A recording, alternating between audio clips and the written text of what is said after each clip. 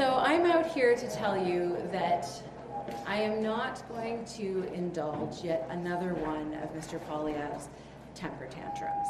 Today we were supposed to be debating Bill C-50, an Act on Sustainable Jobs.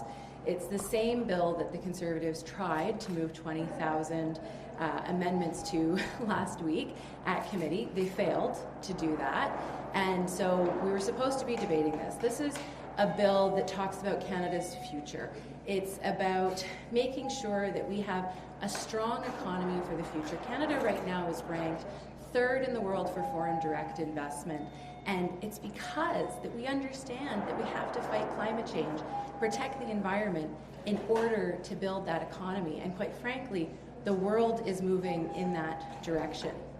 But last night, Mr. Poilievre and his Conservative members of Parliament put 198 amendments to an 11-page bill on the order paper. That would trigger another night of marathon voting. And why? Because he is ideologically opposed to fighting climate change. He is hell-bent on bringing American-style, extreme right-wing politics that have created chaos and dysfunction in Washington to Canada. And so instead of entertaining his little temper tantrum, I'm going to suggest that he takes a little bit of a timeout. We're just about to move into the holidays, and I think it's a good idea for Mr. Poilievre and his Conservative members of Parliament to go home, cool down a bit, take a break, talk to Canadians, real Canadians, and reflect on, I won't even say childish, because I don't want to insult Canadian children, because quite frankly they behave better than most Conservative MPs, but to reflect on their politics of obstruction and their irresponsible actions of this session.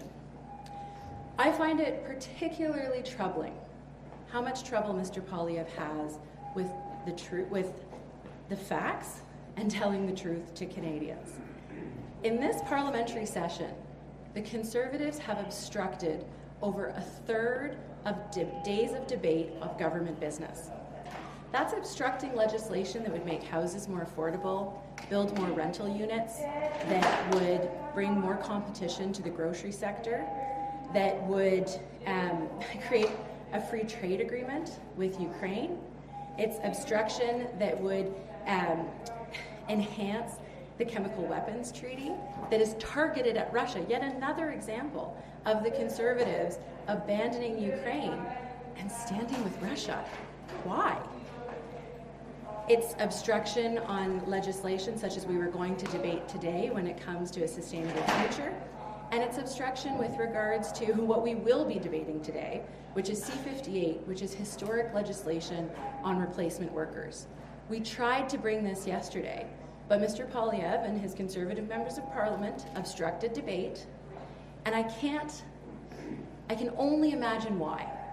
Because I understand he's trying to woo workers right now, but Mr. Poilievre has one of the most egregious records when it comes to workers' rights. He was a champion of union-busting, anti-worker legislation under the Harper government. And I can only imagine why he doesn't want his MPs or himself to have to comment on this legislation, because he'd have to tell Canadians the truth about who he is. And while he can take off his glasses, he can put on a t-shirt, he can film videos with soft-lit lighting, he can't actually hide who he is. And we've seen that time and time again over the past couple of weeks. And I feel particularly bad for some of those Conservative MPs that I know are principled and I know stand with Ukraine, but they've been bullied by their leader not to. This past week we've heard from a couple of them who have tried so hard to say no, they stand with Ukraine. But actions speak louder than words.